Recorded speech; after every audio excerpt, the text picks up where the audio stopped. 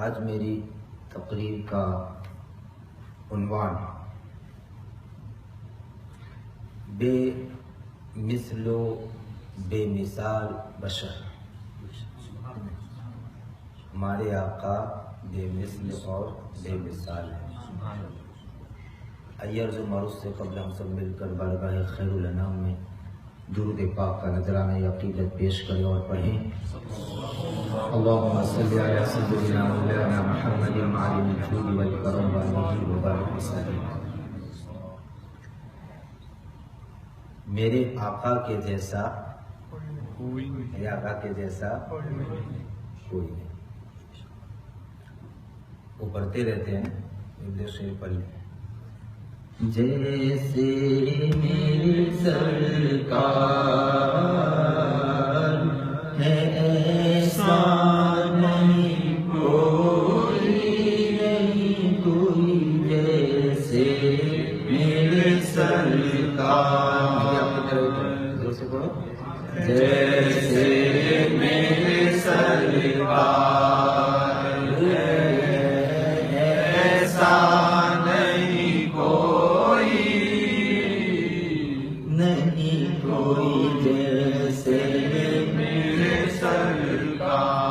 سب سے اولا والا ہمارا نبی، سب سے والا والا ہمارا نبی، اپنے مولا کا پیارا ہمارا نبی، دونوں عالم کا دلہا ہمارا نبی، سارے اونچوں میں اونچا ہمارا نبی، سارے اچھوں میں اچھا ہمارا نبی، سب چمک والے اجلوں میں چمکا کیے، ارے اندھے شیشے میں چمکا ہمارا نبی، جیسے میرے سرکار ہے ایسا نہیں کوئی، نہیں کوئی جیسے میرے سرکار۔ خلق سے اولیاء، اولیاء سے رسول، خلق سے اولیاء، اولیاء سے رسول، اور رسولوں سے اعلیٰ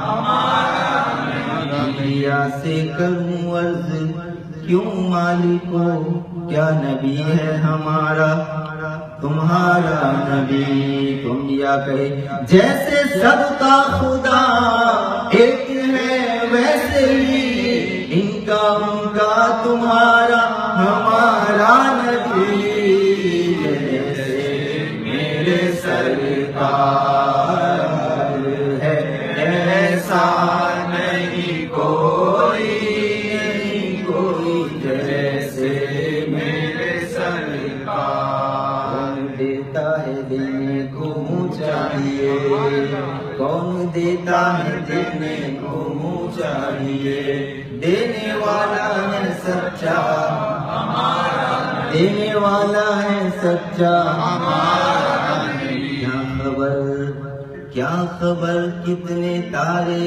کھلے چھپ گئے، پر نہ ڈوبے نہ ڈوبا ہمارا نبی، پر نہ ڈوبے نہ ڈوبا ہمارا، ارے جن کے تلووں کا دوبن ہے آب حیات، ہے وہ جانے مسیحا ہمارا نبی، جیسے میرے سرکار ہے ایسا نہیں کوئی، نہیں کوئی جیسے میرے سرکار۔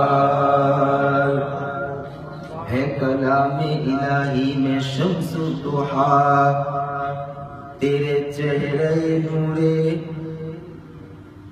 تیرے چہرے نورے فضا کی قسم، قسم شب تار میں راز یہ تھا، یہ حبیب کی زلف دوتا کی قسم، تیرے خلق کو حق نے عظیم کہا، تیرے خلق کو حق نے جمیل کیا، تیرے خلق منقلہ، تیرے خلق نقل علی خلق عظیم، تیرے خلق کو حق نے عظیم کہا، تیرے خلق کو حق نے جمیل کیا، کوئی تجھ سا ہوا ہے نہ ہوگا شہا، تیرے خالق حسن و ادا کی قسم۔ ارے تیرا مسند ناز ہے عرش بری، تیرا محرم راز ہے روح امی، تیرا مسند ناز ہے عرش بری، تیرا محرم راز ہے روح امی، تو ہی سرور ہر دو جہاں ہے سہا، تیرا مثل نہیں ہے خدا کی قسم، جیسے میرے سرکار ہے ایسا نہیں کوئی، نہیں کوئی جیسے میرے سرکار۔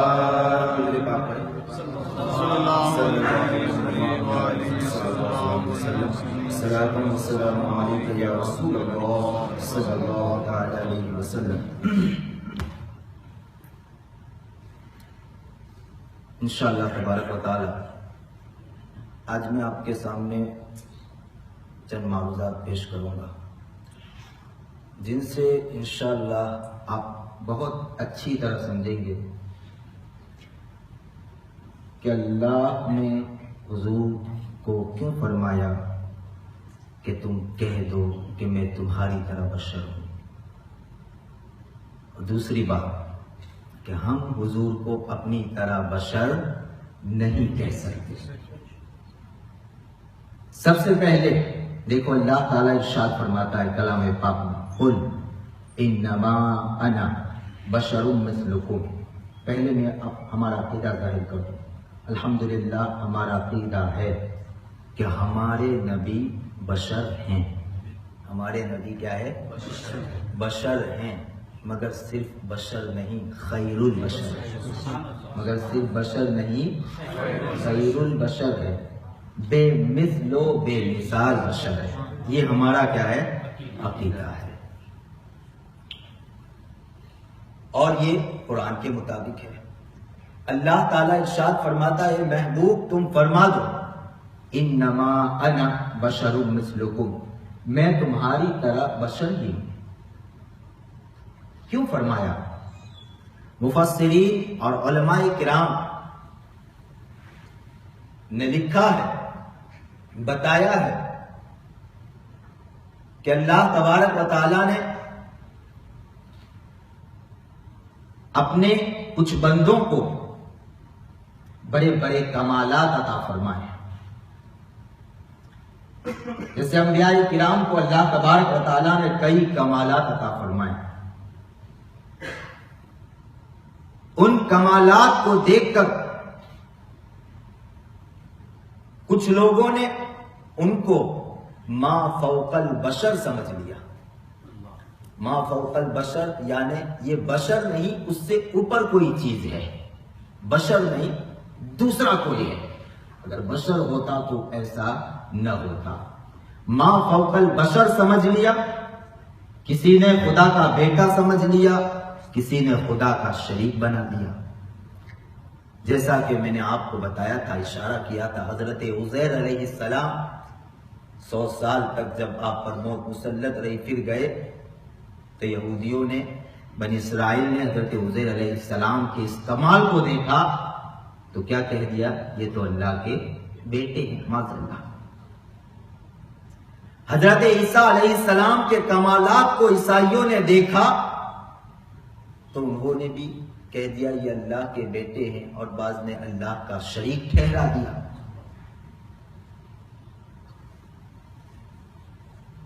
غرض کے اس طرح کئی لوگ گمراہ ہو گئے، فتنے میں مبتلا ہو گئے کمالات کو دیکھ کر، کیونکہ کمالات، یہ معجزات ایسے ہوتے ہیں جو عام انسان سے نہیں ہوتے، اس لیے انہوں نے سمجھ لیا کہ یہ انسان کا کام نہیں، یہ انسان نہیں ہے، یہ کوئی بشر نہیں ہے، یہ تو کوئی اور ہی ہے۔ تو اللہ نے فرمایا اے محبوب تم نبی نہیں بلکہ نبیوں کے سردار ہو، سید الانبیاء ہو۔ میں نے کسی نبی کو 2، کسی کو 3، کسی کو 10 کسی کو چند معجزات عطا فرمائے، مگر آپ کو تو سر سے لے کر پاؤں تک معجزہ بنا کر بھیجا ہے۔ چلتے پھرتے اٹھتے بیٹھتے قدم قدم پر آپ سے معجزہ ظاہر ہوگا، کمالات ظاہر ہوں گے، تصرفات ظاہر ہوں گے، اختیارات ظاہر ہوں گے۔ تو کہیں ایسا نہ ہو، غور سے سننا، کہیں ایسا نہ ہو کہ آپ کے کمالات کو دیکھ کر، آپ کے معجزات کو دیکھ کر، آپ کے تصرفات کو دیکھ کر، آپ کے اختیارات کو دیکھ کر، اشارے سے چاند کے 2 ٹکڑے کرتے دیکھ کر، اشارے سے ڈوبا ہوا سورج کو پلٹاتے ہوئے دیکھ کر، اشارے سے درخت کو قدموں میں بلاتے ہوئے دیکھ کر، اشارے سے پتھر کو چلاتے ہوئے دیکھ کر، اشارے سے بادل کو ہٹاتے ہوئے دیکھ کر، اشارے سے چاند سے کھیلتے ہوئے دیکھ کر، اپنے لعاب سے کڑوے پانی کو میٹھا بناتے ہوئے دیکھ کر، یہ معجزات دیکھ کر کہیں ایسا نہ ہو کہ کوئی آپ کو بھی خدا کا شریک ٹھہرا دے، آپ کو بھی خدا کا بیٹا کہہ دے۔ اس لیے اللہ تبارک و تعالیٰ نے فرمایا، محبوب پہلے ہی سے اس فتنے کا دروازہ بند کر دو اور کہہ دو کہ میں تمہاری طرح بشر ہوں، جیسے تمہارا ایک اللہ ہے، تمہارے لیے اللہ ہے، ایسے میرا ہی وہ اللہ ہے، تاکہ وہ فتنے کا دروازہ ہی بند ہو جائے۔ اس لیے اللہ نے حضور سے یہ کہلوایا کہ میں تمہاری طرح بشر ہوں، لیکن فرمایا اے محبوب صرف یہ نہ کہو، بلکہ آگے فرماؤ یوحا الیہ، مجھ پر وحی نازل ہوتی ہے، یعنی میں بشر تو ہوں مگر صاحب وحی بشر ہوں، ایسا بشر ہوں جس پر وحی نازل ہوتی ہے۔ تو یوحا الیہ نے حضور کو پوری بشریت میں ممتاز کر دیا، پوری بشریت میں افضل و اعلیٰ بنا دیا۔ تو میرے آقا بشر تو ہیں مگر ایسے بشر کہ یوحا الیہ، جن پر وحی نازل ہوتی ہے۔ یوحا الیہ، اس سے تمیز پیدا ہوتی ہے، امتیاز پیدا ہوتا ہے۔ میں یہاں پر آپ کو ایک بات سمجھانا چاہتا ہوں جس سے آپ کے علم میں انشاءاللہ اضافہ ہوگا، کہ یوحا الیہ یہ بشریت سے، بشریت میں حضور کو کیا ہے، ممتاز کر دیا۔ اللہ تبارک و تعالیٰ کی بے شمار مخلوقات ہیں، کچھ مخلوقات ایسی ہیں کہ وہ کچھ بھی نہیں کر سکتی، نہ بڑھ سکتی ہے، نہ ایک جگہ سے دوسری جگہ جا سکتی ہے، نہ کچھ کر سکتی ہے، نہ چل سکتی ہے، نہ پھر سکتی ہے، کوئی اختیار نہیں ان کو، نہ اس میں بڑھنا ہے، نہ دیکھنا، نہ سننا، کچھ بھی نہیں۔ بتاؤ وہ مخلوق کون سی؟ ماشاءاللہ کیا ہے؟ پتھر۔ یعنی پتھروں کو دیکھو، پتھر یہ اپنی جگہ سے ہل سکتا ہے جب تک اس کو کوئی ہلائے نہیں، پتھر بھر سکتا ہے، بھرتا ہے پتھر، جتنا ہوتا ہے اتنا ہی رہے گا، تم 10 سال کے بعد دیکھو یا 20 سال کے بعد دیکھو، ہاں گھس گھس کر چھوٹا ہو سکتا ہے لیکن بڑھے گا نہیں۔ تو نہ ایک جگہ سے دوسری جگہ جا سکتا ہے، نہ وہ بڑھ سکتا ہے، نہ اس میں جان ہی نہیں ہے تو نہ دیکھ سکتا ہے، نہ سن سکتا ہے، کچھ بھی نہیں۔ اس کو جمادات کہتے ہیں۔ کیا کہتے ہیں؟ یہ ساری چیزیں جو جن کے اندر نہ جان ہے، نہ وہ بڑھ سکتی ہے، نہ کچھ کر سکتے ہیں، ان کو کیا کہتے ہیں؟ جمادات۔ بچپن میں سنتے ہیں جمادات، حیوانات، نباتات، اس سنا ہے نا، حیوانات، نباتات، جمادات، یہ تینوں بار بار سنا ہوگا۔ تو جمادات ان کو کہتے ہیں جن کے پاس کوئی اختیار نہیں ہوتا، نہ وہ بڑھ سکتے ہیں نہ کچھ کر سکتے ہیں۔ اور اللہ کی کچھ مخلوق ایسی ہے جو ایک جگہ سے دوسری جگہ جا تو نہیں سکتی، ایک جگہ سے دوسری جگہ جا تو نہیں سکتی، مگر ان میں نمو ہے، یعنی بڑھنے کی صلاحیت ہے، وہ بڑھ سکتی ہے، نہ سن سکتی ہے، نہ دیکھ سکتی ہے، کچھ نہیں کر سکتی، مگر وہ بڑھ سکتی ہے بس۔ وہ کون سی مخلوق ہے؟ درخت ہے نا، درخت جن کو کہتے ہیں نباتات۔ ان کو کیا کہتے ہیں؟ نباتات. یہ درخت، یہ چارہ، یہ پھل، یہ پھول، یہ پھل بھی بڑھتے ہیں تو سب درخت کے ساتھ آ گئے. وہ کیا؟ ان میں اللہ نے بڑھنے کی صلاحیت رکھی ہے، تو ان میں بڑھنا ہے، ان میں نمو ہے، تو ان کو کہتے ہیں نباتات.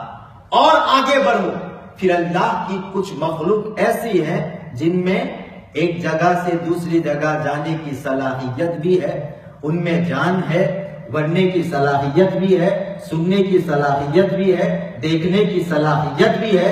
وہ مخلوق کون سی ہے؟ حیوانات. وہ مخلوق کون سی ہے؟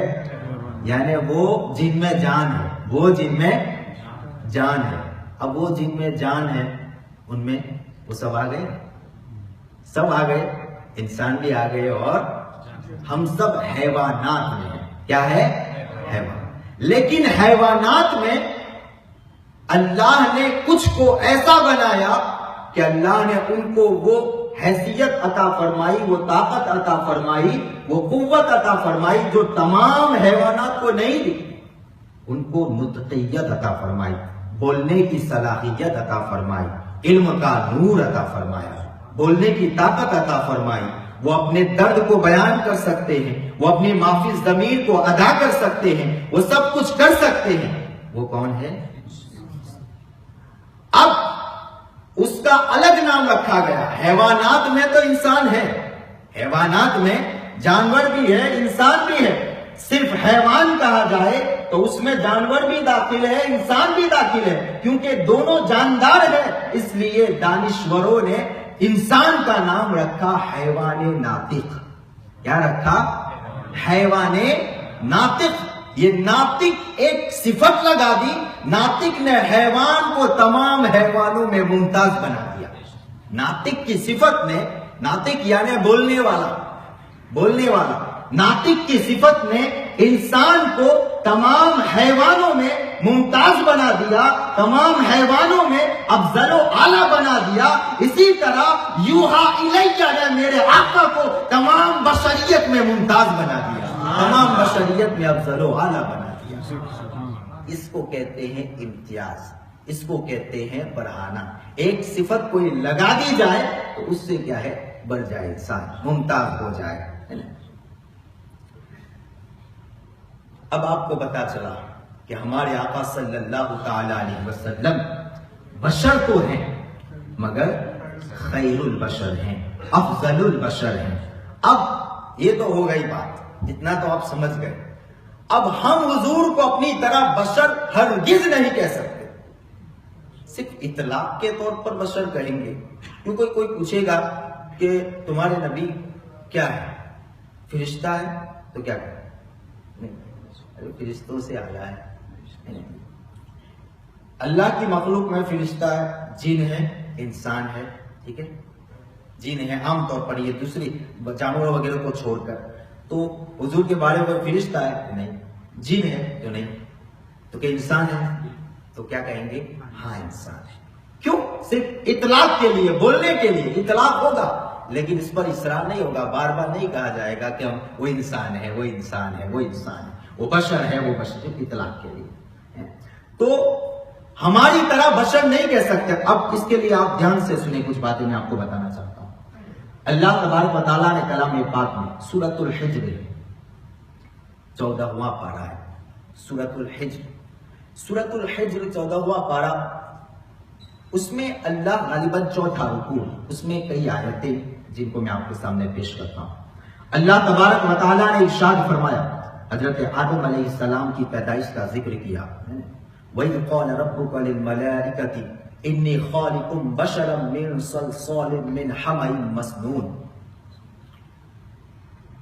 اور یاد کرو جب آپ کے رب نے فرشتوں سے فرمایا کہ میں ایک بشر کو مٹی سے، بجنے والی مٹی سے، گارے سے پیدا کرنے والا، ایک بشر کو مٹی سے پیدا کرنے والا ہوں. یہ کس نے کہا؟ اللہ نے فرمایا. دھیان سے سننا، بہت کیا ہے، بہت محنت سے الحمدللہ کچھ جملے کیا ہے جمع کیے، کچھ مواد جمع کیے اسی بات کو سمجھانے کے لیے، تاکہ آپ بھی سمجھیں اور دوسروں کو بھی سمجھا سکیں کہ نبی کو ہم اپنی طرح بشر نہیں کہہ سکتے.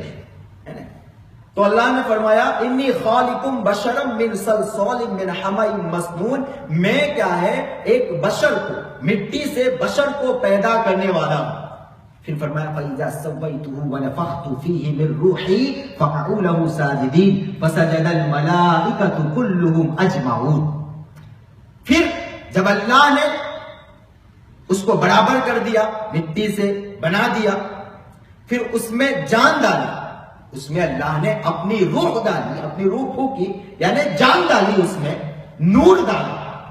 پھر اللہ تعالیٰ نے فرشتوں کو حکم دیا کہ سجدہ کرو، فرشتوں کو حکم دیا کہ سجدہ کرو، فسجد الملائکۃ کلھم اجمعون الا ابلیس ابا ان یکون مع الساجدین۔ تو تمام فرشتوں نے سجدہ کیا مگر ابلیس نے سجدہ نہیں کیا۔ ابلیس کون تھا اس وقت؟ فرشتوں کا استاد تھا۔ کیا تھا؟ فرشتوں کا استاد تھا، اس کو فرشتوں کا استاد، بلکہ جنت کا خزانچی بھی تھا۔ وہ فرشتوں کو پڑھاتا تھا، جنت کا خزانچی تھا، ہر آسمان پر اس کا نام الگ الگ تھا۔ اس کی عبادتوں کا یہ عالم کہ اس کے سجدوں کو پھیلایا جائے تو زمین اور آسمان کا کوئی حصہ باقی نہ رہے۔ یہ ابلیس کی بات ہے۔ اس وقت ابلیس اتنا عبادت والا تھا، فرشتوں کا استاد۔ اب آپ سوچو کہ اس کا کتنا بڑا مقام اس وقت تھا۔ لیکن اب غور کرنا، اس نے سجدے سے سجدہ نہیں کیا، انکار کر دیا، ابا ان یکون مع الساجدین، سجدہ کرنے سے انکار کر دیا۔ قال یا ابلیس ما لک الا تکون مع الساجدین، اللہ نے فرمایا ابلیس کیا ہوا، تو نے سجدہ نہیں کیا؟ میں نے کہا سجدہ کر آدم کو، تو نے سجدہ نہیں کیا؟ تو اس نے کیا کہا؟ قال ابلیس ما لک، قال یا ابلیس ما لک الا تکون مع الساجدین، قال لم اکن لاسجد لبشر خلقته من صلصال من حمأ مسنون۔ ابلیس نے کیا کہا؟ میں اس بشر کو سجدہ نہیں کروں گا جس کو تو نے مٹی سے پیدا کیا۔ ابلیس نے کیا کہا؟ میں اس بشر کو سجدہ نہیں کروں گا جس کو تو نے مٹی سے پیدا کیا۔ یہ بات ابلیس نے وہی کہی جو خدا نے کہی تھی۔ آپ کو ذہن میں آتا ہے اللہ نے کیا فرمایا؟ انی خالقم بشرا، میں بشر کو پیدا کرنے والا ہوں، من صلصال من حمأ مسنون، بجنے والی مٹی سے، مٹی سے میں بشر کو پیدا کرنے والا۔ وہی بات شیطان نے بھی کہی، وہی بات ابلیس نے بھی کہی کہ لم اکن لاسجد لبشر خلقته من صلصال من حمأ مسنون، میں اس بشر کو سجدہ نہیں کروں گا جس کو تو نے مٹی سے بنا، جس کو تو نے، بات وہی کہی، بات کیا ہے؟ وہی کہی، مگر اللہ نے فرمایا فخرج فإنک رجیم، نکل جا تو مردود ہو گیا۔ اللہ نے فرمایا نکل جا تو مردود ہو گیا۔ ملائکہ کا استاذ، عبادت اتنی کہ سجدوں کو پھیلایا جائے تو زمین و آسمان کا کوئی حصہ باقی نہ رہے، اس نے اللہ کا انکار نہیں کیا تھا، عبادت کا انکار نہیں کیا تھا، توحید کا انکار نہیں کیا تھا۔ وہ اللہ کو ایک مانتا تھا، وہ اللہ کو حق جانتا تھا، سب کچھ مانتا تھا، بس اس نے آدم علیہ السلام کو سجدہ نہیں کیا، وہ بھی اس بنا پر نہیں کیا کہ اس نے آدم کو صرف بشر سمجھا، اس نے آدم کو صرف بشر سمجھا۔ دیکھو اللہ نے بھی وہی کہا تھا، اس نے وہی کہا جو اللہ نے کہا تھا، پھر بھی اس نے کہا تو مردود بنا دیا گیا، کیونکہ اللہ کو حق ہے اس کی مخلوق کو جو چاہے کہے، مگر بندے کو کیسے یہ حق مل سکتا ہے کہ وہ اللہ کی مخلوق کو جیسے چاہے کہے؟ بندے کو یہ حق نہیں ہے۔ تو پتا چلا ہمارے نبی، اللہ نے تو کہا کہ میرا نبی تمہاری طرح بشر ہے، میرا نبی تمہاری طرح بشر ہے، یہ اللہ کی شان ہے، وہ اپنے نبی کو جیسے کہے، مگر ہماری کیا اوقات کہ ہم نبی کو اپنی طرح بشر کہیں؟ ہماری کیا اوقات؟ اب آپ اندازہ لگا لو کہ جو اپنی طرح بشر کہے گا وہ کہاں پہنچتا ہے، کہاں پہنچتا ہے۔ ابھی میں دوسری بات یہاں بتاتا ہوں، کتابوں کے مطالعے سے پتا چلتا ہے کہ فرشتوں نے جو حضرت آدم کو سجدہ کیا وہ کس بنیاد پر کیا تھا، تو مفسرین فرماتے ہیں کہ حضرت آدم کی پیشانی میں نور محمدی جگمگا رہا تھا، فرشتوں نے اس نورانیت کو دیکھ لیا تھا، سجدے میں گر گئے اور ابلیس نے اس نورانیت کو نہیں دیکھا۔ ابلیس نے اس نورانیت کو، اللہ نے فرمایا میں نے اپنی روح کو ڈالا اور پھر نور محمدی کو بھی رکھا۔ وہی نور محمدی حضرت آدم میں جگمگا رہا تھا تو فرشتوں نے نورانیت کو دیکھا اور سجدہ کیا، ابلیس نے بشریت کو دیکھا اس لیے اس نے انکار کر دیا۔ تو نورانیت کو دیکھ کر سجدہ کرنے والے فرشتے اللہ کے اور زیادہ مقرب بن گئے، اور بشریت دیکھ کر انکار کرنے والا ابلیس ہمیشہ کے لیے مردود بن گیا۔ سبحان اللہ۔ اب آپ سمجھے، یہ تو آسمان پر ہوا ہے، اور زمین پر بھی کچھ لوگوں نے ملائکہ کے طریقے کو اپنایا اور کچھ لوگوں نے ابلیس کے طریقے کو اپنایا۔ سمجھ میں آتی ہے بات؟ یہ بالکل میں کلیئر کہہ رہا ہوں، آپ قرآن شریف میں پڑھ سکتے ہیں اور سمجھ سکتے ہیں، خود بھی سمجھ سکتے ہیں، ہے نا؟ تو جنہوں نے ابلیس کے طریقے کو اپنایا وہ ابو جہل اور ابو لہب کہلائے، اور جنہوں نے ملائکہ کے طریقے کو اپنایا وہ ابو بکر و عمر کہلائے۔ وہ ابو بکر و عمر کہلائے۔ اب آپ کو اختیار ہے، آپ جس کے طریقے کو چاہے اپنائیں۔ ایک بات یہاں پر یہ بھی بتاؤں کہ آنکھیں سب کی بظاہر ایک ہوتی ہیں مگر نظر سب کی الگ الگ ہوتی ہے۔ نظر سب کی الگ الگ ہوتی ہے۔ جب نظر بدلتی ہے تو نظارہ بھی بدل جاتا ہے۔ جب نظر بدلتی ہے تو نظارہ بھی بدل جاتا ہے۔ ابو جہل و ابو لہب نے حضور کو دیکھا تو کہا، آپ حضور کو دیکھا تو اپنی طرح بشر کہہ دیا۔ ابو جہل نے دیکھا تو کہا میں نے آپ سے زیادہ بدصورت کسی کو نہیں دیکھا معاذ اللہ، مگر ابو بکر نے دیکھا تو عرض کیا یا رسول اللہ میں نے آپ سے زیادہ خوبصورت کسی کو نہیں دیکھا، میں نے آپ سے زیادہ خوبصورت۔ حضور نے دونوں کو فرمایا، ابو جہل نے بھی سچ کہا، ابو بکر نے بھی سچ کہا۔ صحابہ نے عرض کیا یا رسول اللہ یہ کیسے، دونوں باتیں کیسے ہو سکتی ہے؟ میرے آقا نے فرمایا میں اللہ کا نور کا سیکل کیا ہوا ایک آئینہ ہوں، جو مجھے دیکھتا ہے اس کو اپنی ہی صورت نظر آتی ہے۔ ابو جہل نے مجھے دیکھا تو وہ بدصورت تھا، اسے بدصورتی نظر آئی۔ ابو بکر نے مجھے دیکھا وہ خوبصورت تھے تو انہیں خوبصورتی نظر آئی۔ جو رسول کو دیکھے گا وہ کچھ بیان کرے تو سمجھ لو وہی ایسا ہے، کوئی ہے بیان کرے جو حضور میں عیب کو تلاش کرے وہ کہاں پہنچتا ہے۔ یہاں پر ایک بات اور بتا دوں، دل سب کا ایک طرح ہوتا ہے، ظاہر سب کا ایک طرح کا ہوتا ہے، مگر ماننا سب کا الگ الگ ہوتا ہے۔ ماننا سب کا کیا ہے؟ الگ الگ ہوتا ہے۔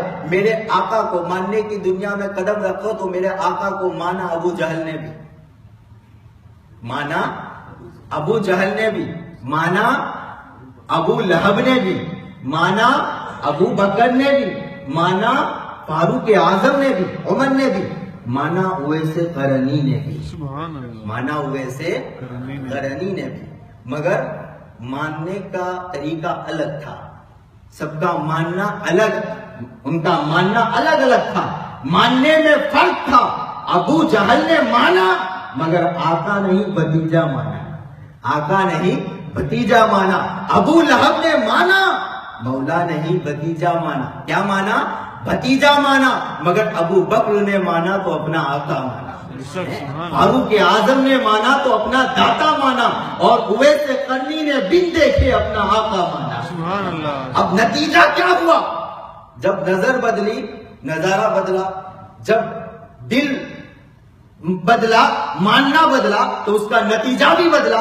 نتیجہ یہ ہوا کہ اپنا بھتیجا ماننے والے ابو جہل اور ابو لہب کو جہنم کا ایندھن بنا دیا گیا، اور اپنا آقا تسلیم کرنے والے ابو بکر و عمر کو جنت کا تاجدار بنا دیا گیا، اور بن دیکھے آقا ماننے والے اویس قرنی کو متقیوں کا سردار بنا۔ سبحان اللہ، سبحان اللہ۔ تو نظر بھی الگ الگ ہوتی ہے، ماننا بھی الگ الگ ہوتا ہے۔ تو میرے آقا صلی اللہ تعالی علیہ وسلم کو اپنی طرح بشر کہہ سکتے ہیں؟ نہیں کہہ سکتے۔ اس ایک بات سے معلوم ہوا۔ اب میں آپ ایک بات بتا دوں انشاءاللہ، پھر آئندہ کل دوسرے ایک بات سے بتا دوں کہ انبیاء کرام کبھی کبھی الفاظ استعمال کرتے ہیں انکساری کے طور پر، عاجزی کے طور پر، مگر ہم ان الفاظ کو بنیاد بنا کر ان کو ایسا نہیں کہہ سکتے ہیں۔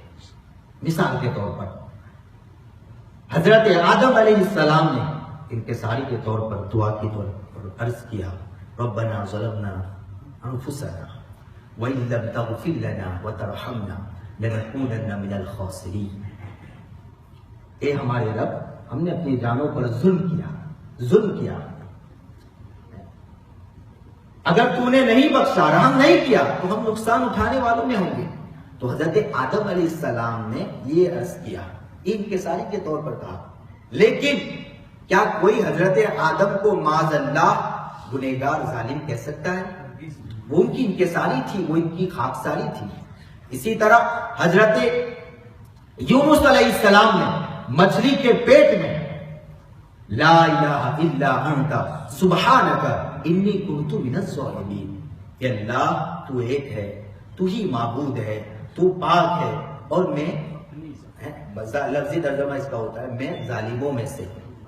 اب کوئی اس کو بنیاد بنائے اور کہے ارے یونس علیہ السلام نے تو کہا ہے کہ میں ظالموں میں سے ہوں، دیکھو قرآن کی آیت دیکھو، تو پھر ہم کیوں نہ کہہ سکتا ہے کوئی؟ کہے گا تو کیا ہو جائے گا؟ وہ کافر ہو جائے گا، کیونکہ نبی تو معصوم ہوتا ہے۔ اب دوسری ایک ظاہری مثال دوں، آپ پر میسج آیا، کسی کے پر میسج آیا استاذ کا، تو یا پیر صاحب کا یا کسی بزرگ کا میسج آیا ہے، تو علماء اور بزرگان دین جو ہوتے ہیں ان کی یہ عادت ہوتی ہے کہ وہ کچھ لکھتے ہیں، تو وہ یا تو لکھتے ہیں کہ فقیر لکھ رہا ہے، یا لکھتے ہیں ناچیز لکھ رہا ہے، آخر میں لکھتے ہیں کہ ناچیز، فقیر یا حقیر یا احقر، بلکہ احقر بھی لکھتے ہیں، یعنی بہت حقیر، ناچیز یعنی کوئی چیز نہیں، اس طرح لکھتے ہیں۔ اب آپ پر یہ میسج آیا، کچھ لکھا، سلام کیا، سب کچھ کیا، آخر میں لکھا کہ احقر فلاں، اب آپ جواب میں لکھو گے کہ وعلیکم السلام احقر فلاں، لکھو گے؟ کوئی لکھے گا؟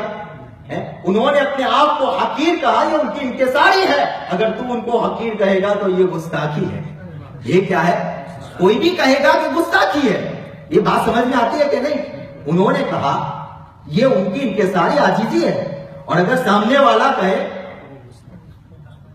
بیٹا باپ کو اپنی طرح کہہ سکتا ہے، شاگرد استاذ کو اپنی طرح کہہ سکتا ہے، مرید پیر کو اپنی طرح کہہ سکتا ہے، تو جب ایک بیٹا اپنے باپ کو اپنی طرح نہیں کہہ سکتا، ایک شاگرد استاذ کو اپنی طرح نہیں کہہ سکتا، ایک اسٹوڈنٹ اپنے ٹیچر کو اپنی طرح نہیں کہہ سکتا، ایک مرید پیر کو اپنی طرح نہیں کہہ سکتا، تو ایک امتی نبی کو اپنی طرح کیسے کہہ سکتا ہے؟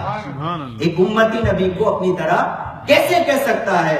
تو جس طرح استاد بزرگ احقر لکھ دے تو ان کی یہ انکساری ہے، اور ہم لکھ دے تو ہماری ایک طرف سے یہ گستاخی ہے۔ اس طرح میرے آقا نے کہہ دیا انا بشر مثلکم، یہ ان کی انکساری ہے، اگر ہم کہہ دے کہ آپ بھی ہماری طرح بشر ہے تو یہ گستاخی ہے۔